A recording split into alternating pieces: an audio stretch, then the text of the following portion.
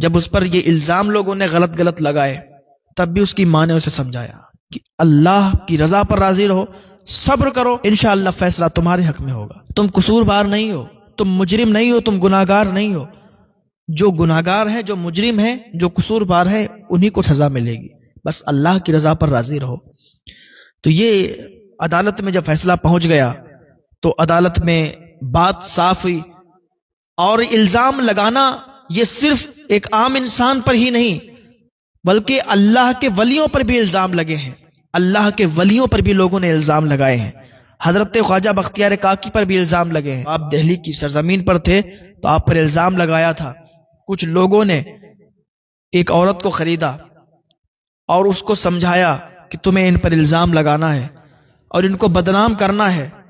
تو ان لوگوں نے جب اس عورت کو خریدا اور کچھ گواہوں کو خریدا اور حضرت خواجہ بختیار کاکی پر الزام لگایا کہ انہوں نے اس عورت کے ساتھ زنا کیا ہے اور یہ بچہ بھی انہی کا ہے، تو عدالت لگی تھی، بادشاہ بیٹھا تھا، بادشاہ خواجہ بختیار کاکی کا مرید تھا، بادشاہ بھی افسوس کر رہا تھا کہ کاش یہ دن نہ دیکھنا پڑتا اور میری موت آ جاتی، کیونکہ آج میں اپنے پیر کو ہی کٹکرے میں بلا رہا ہوں، آج میں اپنے پیر ہی سے سوال و جواب کر رہا ہوں۔ بادشاہ نے اس عورت کو بلایا، ان گواہوں کو بلایا اور کہا بتاؤ کیا بات ہے۔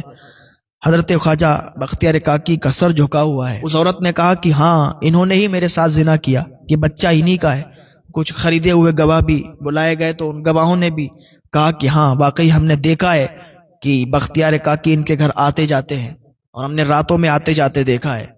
جھوٹے گواہ، جھوٹی عورت، سب بادشاہ کے سامنے کہہ دیا گیا۔ خواجہ بختیار کاکی نے جب یہ سب سنا تو آنکھوں سے آنسو نکلنے لگے اور کہا مجھے تھوڑی سی مہلت دے دو، میں اپنے پیر سے پوچھ لوں گا، میرے پیر آئیں گے اور وہ کچھ نہ کچھ کہیں گے، کچھ نہ کچھ کریں گے، میں اپنے پیر کو بلا لوں گا۔ تو لوگوں نے کہا کہ کہاں اجمیر شریف ہے، کہاں دہلی ہے، وہ اتنی جلدی کیسے آئیں گے؟